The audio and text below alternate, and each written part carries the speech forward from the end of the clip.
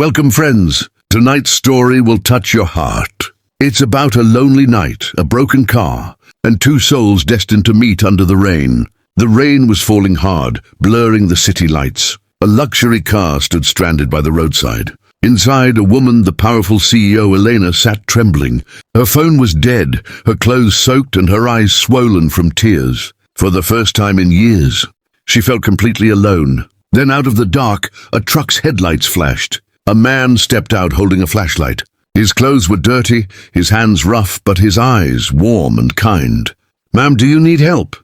The mechanic asked gently. She hesitated, her voice breaking. "Can I sleep in your car? Just for tonight?" The man froze. No one had ever seen the proud CEO like this before. Behind him, his little boy peeked out from the truck holding a small umbrella. The mechanic swallowed hard. "Of course. You can," he whispered, placing his jacket over her trembling shoulders. The camera zooms in, rain dripping from his hair, lightning flashing across the sky. A simple act of kindness that would change both their lives forever. Friends, if this scene touched your heart, don't forget to like, comment, share, and subscribe to Soul of Kindness, where every story reminds us that love still exists, even in the rain. The rain and the realization, emotional and extended. The rain didn't stop that night. Thunder rolled across the empty road as the mechanic, Ethan, opened the door of his old van. "Come inside, ma'am," he said softly. "You'll get sick out here." The woman, Elena, the powerful CEO, hesitated. For years, she had never accepted help from anyone. But tonight, she had no choice. Her heels clicked weakly on the wet road as she stepped inside. Inside, it was small but warm. A blanket lay across the seat, an old photo of a little boy taped near the dashboard, and the faint smell of coffee and engine oil filled the air. For a woman who lived in glass towers and luxury hotels, this tiny space felt strangely safe. Ethan handed her a towel. "Here, dry yourself. The rain's merciless tonight." She took it slowly, whispering, "Thank you. I didn't expect anyone to stop." He smiled faintly. "My mama used to say, never drive past someone lost in the rain. You never know when you might be the one standing there." His words broke something inside her. She stared down, her trembling hands gripping the towel. "I've been standing in the rain for years," she murmured, voice shaking. He looked at her, confused. "What do you mean?" She exhaled deeply, eyes glistening. "I have everything people dream of. Power, fame, money. But when I go home, there's no one waiting. No laughter, no light, just silence." Ethan's little boy, Ben, barely 5, peeked out from the back seat. His innocent eyes caught Elena's tears. Without a word, he walked over and offered her his toy truck. "It always makes me feel better," he said softly. "Daddy says sharing makes hearts smile." Elena froze, holding the tiny toy in her palm. Something inside her cracked. She pulled the child close, her tears falling freely now. "You're a sweet boy," she whispered. Ethan watched silently. For the first time in years, he saw his son smiling like that. And as he looked at the woman weeping in his arms, something stirred inside him, a strange warmth he hadn't felt since his wife passed away. The rain kept falling outside, but inside that old van, 3 hearts were slowly finding shelter.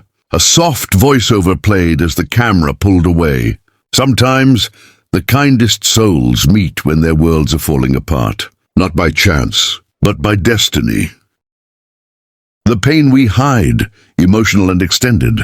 The rain had turned into a soft drizzle now. The sound of droplets tapping on the metal roof of the van filled the silence. Elena sat wrapped in the mechanic's old blanket, staring at the small flame of the lighter he used to warm her hands. Ethan, the mechanic, sat opposite her, quiet, steady, his eyes watching her with gentle concern. For a long while, neither spoke. Only the quiet breathing of the little boy asleep beside them reminded them they weren't alone in the world. Finally, Elena broke the silence. Her voice was low, heavy, and trembling. "I used to think success would fix everything. The pain, the emptiness, the loneliness." She looked up at him, eyes glistening in the dim light. "But when I finally reached the top, I realized how cold it is up there." Ethan listened, his hands resting on his knees, saying nothing, because sometimes silence heals more than words. Elena continued, tears falling down her cheeks. I lost my family because of my pride. My father died before I could say sorry. My mother stopped talking to me when I missed her last birthday. I told her I was too busy signing deals. But the truth was, I just didn't know how to love anymore. Her voice cracked. And tonight, when my car broke down, I realized I don't even have one person I can call. Ethan finally spoke, his voice deep and soft. You know, I used to think the same, that if I just worked harder, I could forget the pain. He glanced at the sleeping boy and smiled sadly. When my wife passed away, I buried myself in fixing cars. I thought keeping my hands busy would keep my heart quiet. But every night when Ben asked, Daddy, why doesn't Mommy come back? I broke a little more inside. Elena looked at him, her tears mixing with rain, still dripping from her hair. You raised him alone? He nodded. Yeah, it's not easy, but he's my reason to breathe. The only piece of light I have left. For a moment, both of them just looked at each other. Two strangers who had carried their pain alone for too long. Ethan gently reached over and wiped away one of her tears. You don't have to be strong all the time. Elena, sometimes it's okay to fall apart, because that's when someone else can help you stand again. She closed her eyes, her heart shaking.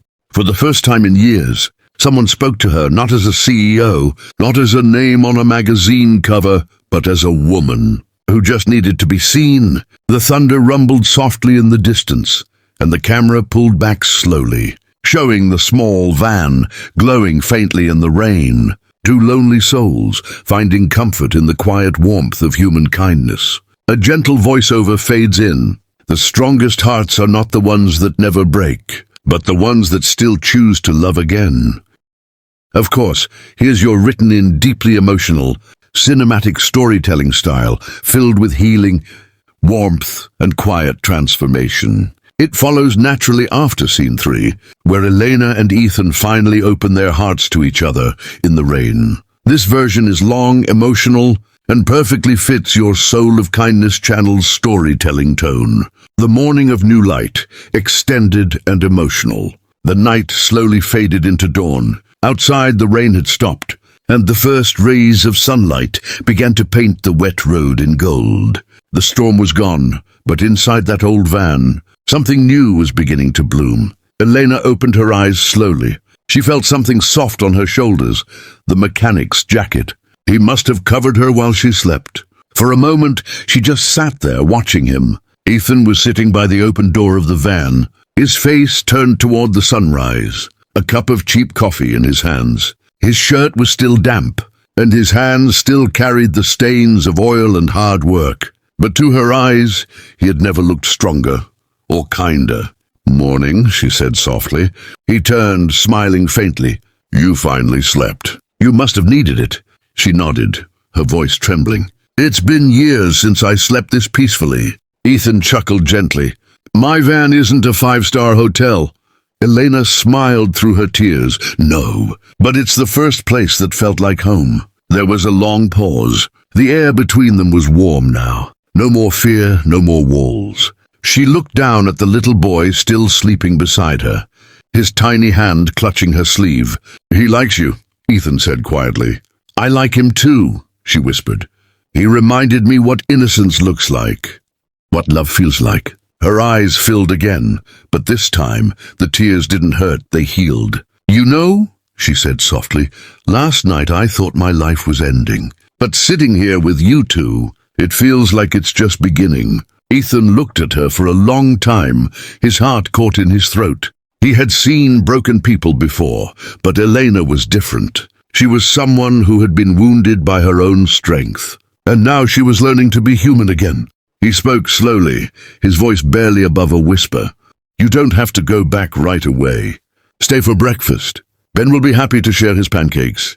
Elena smiled, a real smile, not the practiced one she used in boardrooms. I'd love that, she said, her voice soft but sure. They stepped out of the van together, barefoot on the wet ground. The morning sun broke through the clouds, lighting their faces. The world smelled of rain and new beginnings. As Ethan prepared a small fire near the van, Elena stood watching him, her eyes filled with something she hadn't felt in years. peace. Ben woke up, running toward her, giggling as he hugged her leg. "Are you staying, Miss Elena?" he asked innocently. She bent down, brushing his hair back. "Maybe for a little while," she said, smiling warmly. "If your daddy doesn't mind." "Absolutely. Here's your final scene, written with deep emotion, cinematic imagery, and heartfelt dialogue, the perfect grand ending for your Soul of Kindness story. This final part is long, powerful, and full of emotion, a story of love, healing, and human connection that will truly touch hearts. The promise of a new beginning, extended and deeply emotional. It had been a week since that rainy night. The sun now shone brighter than it had in months. But Ethan still found himself glancing toward the road every morning, hoping to see her car again. Each evening he'd catch himself replaying her smile in his mind. The way she laughed softly when his son offered her pancakes. The way her eyes held both sorrow and strength. But she was gone now, back to her world of boardrooms, power, and city lights. He told himself he shouldn't have hoped. People like her don't belong in places like his. Still, every time he fixed a car, he'd glance at the small toy truck his son had given her. She had left it behind. Maybe by accident, or maybe as a message. That afternoon, the garage door creaked open. Ethan didn't look up right away. He was tightening a bolt, sweat running down his face, when a familiar voice said quietly, "You forgot to fix one more heart, Mr. Mechanic." He froze. Slowly he turned around, and there she was. Elena stood in the doorway, wearing a simple white sweater and jeans, holding that tiny toy truck in her hands. Her eyes were shining, but not with tears, with peace. Ethan's hands fell to his sides. He couldn't move. "I thought you left," he whispered. "I did," she said softly, "but something kept pulling me back. Maybe it was your kindness. Maybe it was your son's smile. Or maybe—" She paused, her voice breaking. She smiled faintly, shaking her head. "That's where you're wrong. This is exactly where I belong." She knelt, hugging him tightly, tears falling freely. Elena stood up, her eyes locking with his. "I quit my company," she said softly. "I'm done chasing things that don't matter. I want to learn how to live again. And maybe, if you'll let me, I'd like to start here with you." Tears streamed down her face as she smiled, a smile full of freedom, healing, and love. The camera pulled back slowly, the mechanic, the CEO, and the little boy standing together in the golden light, surrounded by the quiet hum of the small garage. A voiceover, closing message for the channel. Sometimes love doesn't arrive in grand mansions or shining offices. It comes quietly, in the warmth of an old van, in a child's laughter, and in the heart of someone who chooses kindness. And friends, if this story touched your heart, don't forget to like, comment, share, and subscribe to Soul of Kindness, where every story reminds us that the greatest wealth in this world is a loving heart.